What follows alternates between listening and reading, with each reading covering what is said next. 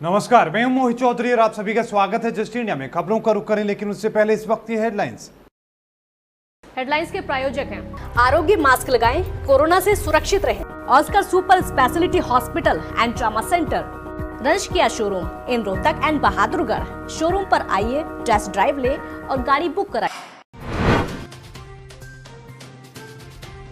केरल विमान हादसे में 2 पायलट सहित 19 लोगों की मौत, 170 लोगों को बचाने में मिली सफलता।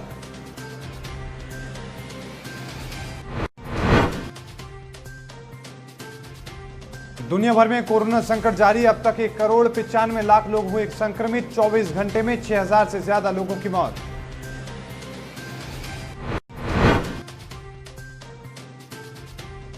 हरियाणा में कोरोना संक्रमितों की संख्या हुई 40,000 के बाद 751 नए मामले, 9 लोगों की हुई मौत।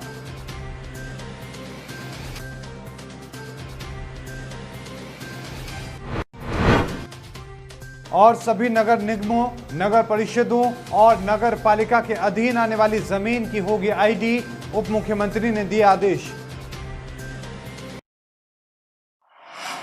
अब खबरें विस्तार से। केरल विमान हादसे में रेस्क्यू ऑपरेशन पूरा हो चुका है। 2 पायलट समेत 19 लोगों के मारे जाने की पुष्टि हुई है। वहीं 170 लोगों को बचाने में सफलता मिली है। एयर इंडिया विमान में 190 लोग सवार थे, जिसमें 174 वयस्क यात्री थे, 10 बच्चे, 4 कैबिन क्रू और 2 पायलट थे। घायलों को मलप्पुरम और कोझिकोड के अस्पतालों में एडमिट कराया गया है। विमान बारिश के कारण कोझिकोड हवाई पट्टी से फिसल गया और 35 फुट नीचे खाई में गिर गया और 2 हिस्सों में टूट गया। यह हादसा शुक्रवार शाम 7:40 पर हुआ। दुबई से आ रहे विमान के एकाएक खाई में गिर जाने से यहां चारों ओर चीख पुकार, खून से सने कपड़े, डरे सहमे रोते हुए बच्चे और एम्बुलेंस के सायरन की आवाजों से क्षेत्र को दहला दिया। बारिश के बीच स्थानीय नागरिकों और पुलिस सहित बचाव कर्मियों ने विमान से घायल पुरुष और महिलाओं को बाहर निकालने में फुर्ती दिखाई। विमान तेज आवाज के साथ 2 बड़े टुकड़ों में टूट गया और यात्रियों को समझ ही नहीं आया कि पल भर में क्या हो गया। बचाव कर्मियों ने लोगों को बाहर निकाला। इस दौरान 4 से 5 साल के छोटे बच्चे बचाव कर्मियों की गोद में चिपके दिखाई दिए और यात्रियों का सारा सामान यहाँ वहाँ बिखरा था। तेज आवाज सुनकर स्थानीय लोग भी मदद के लिए दौड़ पड़े। कोरोना वायरस महामारी से पूरी दुनिया पस्त हो चुकी है। दुनिया भर में कोरोना संक्रमितों की संख्या 2 करोड़ के करीब पहुंच चुकी है। अमेरिका, ब्राजील, भारत जैसे देश सबसे ज्यादा पस्त हैं। बीते दिन दुनिया भर में 2,74,000 नए मामले सामने आए हैं, जबकि 6,215 लोगों की मौत हुई है। अब तक 1,95,23,000 से ज्यादा संक्रमण के मामले सामने आ चुके हैं, जबकि 7,22,000 से ज्यादा लोगों की अब तक मौत हो चुकी है। वहीं इस बीमारी से ठीक होने वाले मरीजों का आंकड़ा 1,25,00,000 के पार जा चुका है। दुनिया भर में अभी भी 62,67,000 से ज्यादा लोगों का इलाज चल रहा है। कोरोना से सबसे ज्यादा प्रभावित देशों की लिस्ट में अमेरिका सबसे ऊपर है। यहां अब तक 50,95,000 से ज्यादा लोग संक्रमण के शिकार हो चुके हैं, जबकि 1,64,000 से ज्यादा लोगों की जान जा चुकी है। अमेरिका में पिछले 24 घंटों में 63,000 से ज्यादा नए केस सामने आए हैं, जबकि 1,289 लोगों की मौत हुई है। वहीं ब्राजील में भी कोरोना का कहर बरकरार है। ब्राजील में संक्रमण के 24 घंटे में 49,000 नए मामले सामने आए हैं। हरियाणा में कोरोना मरीजों की संख्या अब 40,000 के पार जा चुकी है। प्रदेश में अब 40,054 मरीज संक्रमित हो चुके हैं। इनमें से 33,444 मरीज ठीक हो चुके हैं। शुक्रवार को 9 और कोरोना संक्रमितों की मौत हो गई। रेवाड़ी में 3, पानीपत में 2, करनाल, कुरुक्षेत्र, फतेहाबाद और अंबाला में 1-1 मरीज ने दम तोड़ दिया है। तो वहीं 24 घंटे में कोरोना के 751 संक्रमित मामले सामने आए हैं। संक्रमण से रिकवरी की दर 83.50% हो चुकी है, जबकि संक्रमण की दर 5.66% है। अब प्रदेश में 27 दिनों में मरीजों की संख्या दोगुनी हो रही है। तो वहीं गुरुग्राम में 54, फरीदाबाद में 159, सोनीपत में 60, रेवाड़ी में 49, अंबाला में 79, रोहतक में 43, पानीपत में 38, करनाल में 20, हिसार में 24, महेंद्रगढ़ में 23, भिवानी में 8, पंचकुला में 30, नूह में 8, कुरुक्षेत्र में 16, सिरसा में 13, फतेहाबाद में 63, यमुनानगर में 15, कैथल में 5, चरखी दादरी में 3 नए मरीज सामने आए हैं। हरियाणा के शहरी स्थानीय निकाय विभाग के 9 नगर निगमों में अगले एक सप्ताह में और 15 नगर पालिका के साथ साथ नगर परिषदों के अधीन आने वाले क्षेत्रों में आने वाले 15 दिनों के अंदर प्रॉपर्टी आईडी तैयार कर दी जाएगी। हरियाणा के उप मुख्यमंत्री दुष्यंत चौटाला ने कहा कि कंट्रोल्ड एरिया में रजिस्ट्रियां करने का एक खास मैकेनिज्म बनाया जा रहा है। राजस्व विभाग के अलावा हरियाणा शहरी विकास प्राधिकरण, HSIIDC, वन विभाग जैसे संबंधित विभाग रजिस्ट्री के लिए अगर 14 दिनों के अंदर अनापत्ति प्रमाण पत्र नहीं देते हैं तो उसे डीम्ड स्वीकृति समझकर रजिस्ट्री कर दी जाएगी। इसके अलावा जो अध्यादेश लाया जा रहा है उसमें कृषि भूमि और खाली पड़ी जमीन की अलग अलग श्रेणी की जाएगी। कंट्रोल्ड एरिया में रजिस्ट्री के लिए साल 2017 में कृषि भूमि के क्षेत्र को 2 कनाल किया गया था। इसको अब वर्ष 2017 के संशोधन से पहले की भांति 1 एकड़ किया जाएगा।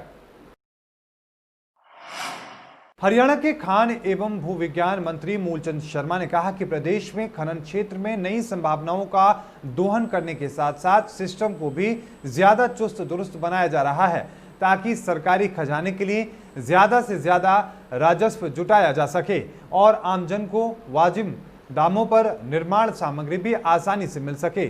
साथ ही उन्होंने कहा कि प्रदेश में ना तो माइनिंग माफिया को पनपने दिया जाएगा और न ही दूसरे राज्यों से आने वाली अवैध खनन सामग्री को बर्दाश्त किया जाएगा, लेकिन वैध तरीके से किसी भी राज्य से खनन सामग्री लाने पर किसी तरह का प्रतिबंध या मनाही नहीं होगी। मूलचंद शर्मा ने हरियाणा निवास में एक बैठक के दौरान विभाग के अधिकारियों और खनन कार्यों से जुड़े ठेकेदारों और पट्टाधारकों को संबोधित किया और करते हुए उन्होंने कहा कि किसी भी गाड़ी को बिना कागजात के नहीं चलने दिया जाएगा, लेकिन इसकी आड़ में लोगों को बेवजह परेशान भी नहीं किया जाना चाहिए। साथ ही उन्होंने कहा कि राजस्थान के साथ साथ लगते अवैध रास्तों की जांच करवाई जाएगी ताकि प्रदेश में अवैध खनन सामग्री पर अंकुश लगाया जा सके। 5 अगस्त को अयोध्या में रामलला की जन्मभूमि पर भूमि पूजन के बाद अयोध्या से आई पावन माटी और प्रसाद रूप में नारियल और चुन्नी कैथल पहुंच चुके हैं, जिसे लेकर मुस्लिम राष्ट्रीय मंच मूवमेंट के सदस्य मोहम्मद फैज खान पहुंचे, जहां पर राष्ट्रीय स्वयंसेवक संघ के राष्ट्रीय प्रचारक इंद्रेश कुमार ने उनका स्वागत किया। अध्यापक की नौकरी छोड़कर राष्ट्रीय मुस्लिम मंच से जुड़े और गौ सेवा प्रकोष्ठ के राष्ट्रीय संयोजक मोहम्मद फैज खान ने लोक गौ सद्भावना यात्रा निकाली थी, जो लेह से लेकर रामेश्वरम तक और वहां से वैष्णो देवी धाम तक पैदल यात्रा निकालकर मुसलमानों में गाय के प्रति अलख जगाने का काम किया था। अलग अलग 15,000 किलोमीटर की पैदल यात्रा की और अपनी यात्रा में गौ सेवा, गौरक्षा, गौपालन का प्रचार करते रहे। पत्रकारों से बातचीत करते हुए मोहम्मद फैज खान ने बताया कि वो राम भक्त हैं और लोगों को गौ सेवा, रक्षा, गौपालक और गौ सेवा के बारे में बता रहे हैं। तो एक बड़ा भाग्य का अवसर है, क्योंकि अयोध्या जो अभी भूमि पूजन हुआ, वहाँ की मिट्टी और रामलला का प्रसाद ये आया है कैथल रात ही। तो मैं परिचय करा देता हूँ जो लेकर आए। मोहम्मद फैज़ खान टीचर थे पहले छत्तीसगढ़ के अंदर। टीचर की नौकरी से रिज़ाइन किया और मुस्लिम राष्ट्रीय मंच की जो मूवमेंट थी उसको ज्वाइन किया। और 3 वर्ष पूर्व लद्दाख से कन्याकुमारी, कन्याकुमारी से वापस माता वैष्णो तक आपने 15,000 किलोमीटर की पैदल पद यात्रा की थी। देखिए, जब भी कोई शुभ काम होता है तो कुछ ना कुछ विघ्न तो आता ही है। तो भगवान श्री रामचंद्र जी का पूरा आप जीवन चरित्र उठाकर देख लीजिए। एक उदाहरण है कि जब वो घर से निकले, 14 वर्ष तक वन में रहे, तो शबरी भी मिली, हनुमान जी भी मिले, तो मारीच भी मिला और ये सुबाहु और ये सारे तत्व भी मिले, ताड़का भी मिली। तो विभिन्न प्रकार के धमकियां तो आती रहती हैं, लेकिन जा पर कृपा राम की होई ता पर कृपा करे सब कोई। कभी भी इस पूरी पद यात्रा के दौरान कोई सामने आकर विरोध किया हो या किसी ने हमला किया हो या किसी ने कुछ गलत, ऐसा कभी भी नहीं हुआ। यमुनानगर के मसीह अस्पताल में अज्ञात लोगों ने तोड़फोड़ की और अस्पताल स्टाफ के साथ बदतमीजी की। जानकारी के अनुसार रात 8 बजे के करीब अस्पताल के 2 गाड़ियां आईं और उनमें से कुछ युवक निकले। उसके बाद आरोपियों ने पहले अस्पताल का शीशा तोड़ा और फिर अस्पताल के स्टाफ को गालियां देते हुए फरार हो गए। वहीं इस घटना की सूचना मिलते ही city SHO Manoj Kumar police team के साथ मौके पर पहुंचे और अस्पताल प्रशासन से बातचीत कर उनकी शिकायत पर अस्पताल में तोड़फोड़ करने वाले लोगों के खिलाफ मामला दर्ज कर जांच शुरू कर दी है। वहीं तोड़फोड़ करने वाले युवकों की तस्वीरें अस्पताल में लगे सीसीटीवी कैमरों में कैद हो गई, जिसकी फुटेज पुलिस खंगाल रही है और जल्द ही इस घटना को अंजाम देने वाले लोगों को सलाखों के पीछे करने का दावा कर रही है। घुसे और एंट्रेंस के ऊपर एक बंदे ने कोनी से वो तोड़ा दरवाजे का शीशा और अंदर आए और गाली देने लग पड़े। दे वर एड्रेसिंग समबडी फीमेल की कोई कर रहे थे, उसको बाहर निकालो। तो वी हैड हमारे hospital filed a complaint. Police was very active. वो एकदम से आए हैं, काफ़ी लोग आए थे, 5-6 लोग आए थे and they have taken the complaint and they are now asking for the footage and I think they will take a necessary action. 8-10 लड़के आए और मैंने गेट को ग्लास इनका तोड़ दिया है, कांच का ग्लास था, और 2 लड़के अंदर गए हैं। जो डॉक्टर साहब की कंप्लेंट ले लिया, FIR लॉन्च कर दी है, एक्यूज को ट्रेस कर रहे हैं, अभी जल्दी से कार्रवाई करें। ऐसी कोई बात नहीं, ना कोई पेशेंट था, ना कोई ऐसी बातें आई, नहीं कोई डॉक्टर साहब से ऐसी कोई बातें हुई, बट उन्होंने आए, झगड़ा किया, ग्लास तोड़ दिया, 2 गाड़ियों में थे।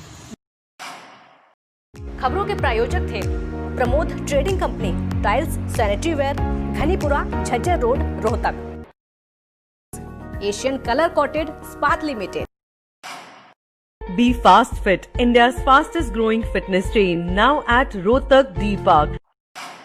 कोरोना महामारी से लड़ने के लिए आरोग्य मास्क लाया है आपके लिए सबसे आधुनिक मास्क। इसके साथ ही आपको मिलेगी आधुनिक PPE किट, वो भी बहुत ही सस्ते रेट पर। contact@arogyamask.com पर जाएं और हमसे संपर्क करें या फिर www.arogyamask.com से जुड़ें। इसके साथ ही आप हमें कॉल कर सकते हैं। हमारा पता है Anand international, plot number 181, sector 25, Panipat, Haryana.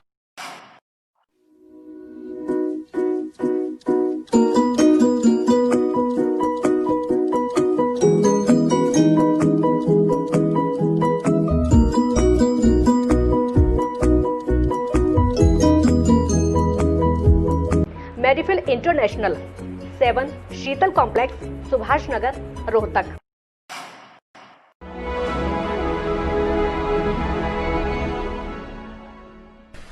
चाचा, आपने नया घर बनवाया है तो घर की छत पर कौन सी शीट लगवाई है?